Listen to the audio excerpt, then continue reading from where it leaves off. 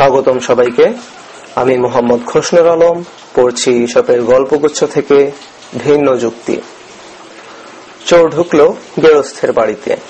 সেখানে নেবার মতো কিছুই ছিল না, একটি মাত্র মোরগ ছিল। সেটিকে নিয়েই পালালো চোর। চুরি করা মোরগ তো আর পোষা যায় না, ধরা পড়ার ভয়ে তাকে জবাই করে পালকগুলো মাটিতে পুঁতে ফেলতে হবে, যাতে পালক চিনে মোরগ চোরকে কেউ ধরে ফেলতে না পারে। এই ভেবে চোর বাড়ি ফিরেই ছুরি নিয়ে মোরগটি জবাই করতে গেল। মোরগ কাকুতি মিনতি করে প্রাণ ভিক্ষা চেয়ে বলল, দয়া করে আমায় প্রাণে মেরো না, আমি মানুষের উপকার বই অপকার করি না কখনো। ভেবে দেখো, রোজ কত ভোরে নিয়মিত আমি মানুষের ঘুম ভাঙাই। তারা ভোরে উঠে যার যার কাজে যোগ দিতে পারে, অন্তত এই কাজটুকুর বিনিময়ে আমাকে এ যাত্রা ছেড়ে দাও। বলল চোর, তোমার প্রাণদণ্ড হওয়াই উচিত। এত ভোরে লোকের ঘুম ভাঙিয়ে দাও বলেই তো আমরা চুরি করার জন্য এত অল্প সময় পাই। এই বলে চোর মোরগটিকে জবাই করে ফেলল। শিক্ষা: যে কাজে সৎ ব্যক্তির সুবিধা হয় তাতেই আবার অসৎ ব্যক্তির অসুবিধা। স্বাগতম সবাইকে। আমি মোহাম্মদ খোসনুর আলম, পড়ছি ঈশপের গল্পগুচ্ছ থেকে একমুখো রাস্তা। পশুরাজ সিংহ খুব বুড়ো হয়ে পড়েছিল। দুর্বল শরীর, শিকার করে খাবার জোটানো দায় হয়ে পড়ল। তাই সে ঠিক করলো এবার থেকে বুদ্ধির জোরে খাবার জোটাতে হবে। সে অসুখের ভান করে গুহায় পড়ে থাকলো। রোজই কেউ না কেউ রোগীর খোঁজ খবর নিতে গুহায় ঢোকে, আর সিংহ মশাই খপ করে তাকে ধরে খেয়ে ফেলে। এইভাবে অনেক জন্তু জানোয়ার পশুরাজের বুদ্ধি শিকার হলো। চতুর শেয়াল কিন্তু ব্যাপারটা ঠিকই ধরতে পেরেছিল। সে ধীর পায়ে গুহার অদূরে দাঁড়িয়ে গলা খাখারি দিয়ে শুধালে, রাজা মশাই, আজ কেমন বোধ হচ্ছে?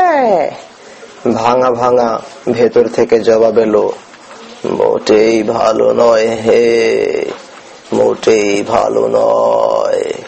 তবু ভালো যে তুমি খোঁজ নিতে এলে। একা একা আমি একেবারে হাঁপিয়ে উঠেছি। তা ভায়া, বাইরে দাঁড়িয়ে কেন, ভেতরে এসে বসো। বিজ্ঞ শিয়াল মুচকি হেসে বলল, আসতাম ঠিকই, কিন্তু ভরসা পাচ্ছি কই। রাজা মশাই, পায়ের ছাপগুলো দেখছি সবে ভিতর মুখ। যারা ভেতরে গেছে তারা বুঝি কেউ আর ফিরে আসেনি। শিক্ষা: বিপদ সংকেত লক্ষ্য করে বিপদ এড়ানো বুদ্ধিমানের কাজ। স্বাগতম সবাইকে। আমি মোহাম্মদ খোসনুর আলম, পড়ছি ঈশপের গল্পগুচ্ছ থেকে নিয়তির লিখন। স্বভাব ভীরু এক ভদ্রলোকের একটি মাত্র ছেলে। ছেলেটি দুরন্ত, সাহসী এবং শিকারে অত্যন্ত আগ্রহী। ভদ্রলোক একদিন স্বপ্ন দেখলেন একটি সিংহ তার ছেলেটিকে মেরে ফেলেছে। স্বপ্ন দেখে অত্যন্ত ভয় পেয়ে গেলেন তিনি। ভাবলেন, ছেলের শিকারে যেমন ঝোঁক, সিংহের হাতে মরণে বুঝি তার ভাগ্যে লেখা আছে। ছেলের ভবিষ্যৎকে যেন তিনি স্বপ্নে দেখতে পেলেন।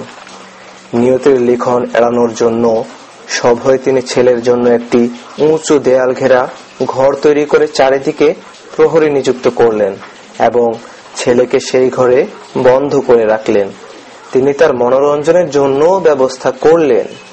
দেওয়ালে দেওয়ালে প্রচুর খরচ করে তিনি তার প্রিয় ছেলের প্রিয় সব জন্তু জানোয়ারের ছবি সাজিয়ে দিলেন। সেখানে সিংহের ছবিও ছিল। কিন্তু শিকার পাগল ছেলের শুধু জন্তু জানোয়ারের ছবি দেখে মন ভরবে কেন? সে ছবিগুলো দেখে দেখে যেন আরো ক্ষিপ্র হয়ে ওঠে। একদিন সিংহের ছবির সামনে দাঁড়িয়ে সে ভীষণ ক্ষেপে উঠল। চিৎকার করে সে সিংহের ছবিটিকে উদ্দেশ্য করে বলল, ধিক তোমাকে! শুধু তোমার জন্য আর আমার বাবার মিথ্যে স্বপ্নের কারণে আজ আমাকে মেয়েদের মতো বন্দি জীবন যাপন করতে হচ্ছে। কি করে যে তোমায় উচিত শিক্ষা দিই। এই বলে সে প্রচন্ড রাগে এক ঘুষি বসিয়ে দিল ছবির সিংহের চোখে। ঘুষি গিয়ে লাগলো দেওয়ালে, আঘাতে দেওয়ালের পাথর কুচি ভেঙে গিয়ে ঢুকলো তার নখের নিচে। প্রচন্ড ব্যথা পেল সে, নখের ব্যথায় আঙুল ফুলে একাকার, সেই সঙ্গে গায়ে এলো জ্বর। জখম আর জ্বর কিছুতেই কাটিয়ে উঠতে পারলো না ছেলেটি, মৃত্যু হলো তার। সিংহ, সে যদি ছবির সিংহ মাত্র, তবু সেই হলো তার মৃত্যুর কারণ। তার বাবার শত চেষ্টাও তার ভাগ্যের লেখা খণ্ডন করতে পারল না। শিক্ষা, ধৈর্য ও সাহসের সঙ্গে নিজেকে নিজের ভাগ্যের হাতে সমর্পণ করা উচিত, কারণ নিয়তের লেখা খণ্ডানোর চেষ্টা বৃথা। স্বাগতম সবাইকে। আমি মোহাম্মদ খোসনুর আলম পড়ছি ঈশপের গল্পগুচ্ছ থেকে পিঁপড়ের কাছে সাহায্য ভিক্ষা। পিঁপড়ে সারাটা গ্রীষ্মকালে খেতে খামারে ঘুরে ঘুরে খাবার সংগ্রহে ব্যস্ত সমস্ত। একটি পতঙ্গ অবাক হয়ে তাকে জিজ্ঞাসা করলো, সবাই যখন ছুটি উপভোগ করছে, তখন তুমি কেন ভাই এত ব্যস্ত হয়ে ছুটাছুটি করছো? পিঁপড়ে কিছু বলল না, সে নিজের কাজ করে যেতে লাগলো। গ্রীষ্ম শেষ, শীত এলো ঘনিয়ে। শীতে কাঁপতে কাঁপতে পতঙ্গ বেরিয়েছে খাবারের সন্ধানে। খিদের জ্বালায় প্রাণটা যায় যায়। কোথাও কিছু না পেয়ে সে এলো পিঁপড়ের কাছে খাবার চাইতে। পিঁপড়ে তখন বলল, আমার মতো তোমারও ছুটির সময় খাবার জোগাড় করে রাখা উচিত ছিল। তোমাকে তাহলে এখন আর খাবার ভিক্ষা চাইতে আমার কাছে আসতে হতো না। শিক্ষা, প্রাচুর্যের মধ্যেও ভবিষ্যতের সংস্থান করে রাখতে হয়।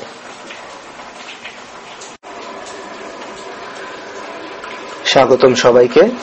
আমি মোহাম্মদ খোসনুর আলম পড়ছি ঈশপের গল্পগুচ্ছ থেকে প্রকৃষ্ট প্রমাণ। ঝিঝি পোকা গাছের ডালে বসে ঝি ঝি ঝি ঝি ডেকেই চলেছে। খেকশিয়ালির তাকে খাবার ইচ্ছা। সে চিন্তা করে একটা বুদ্ধি ঠাউরালো। গাছের গোড়ায় বসে সে ঝিঝি পোকার মিষ্টি কণ্ঠের উচ্চ প্রশংসা জুড়ে দিল। বলল, ভাই ঝিঝি পোকা, তোমাকে দেখতে খুব ইচ্ছে করছে।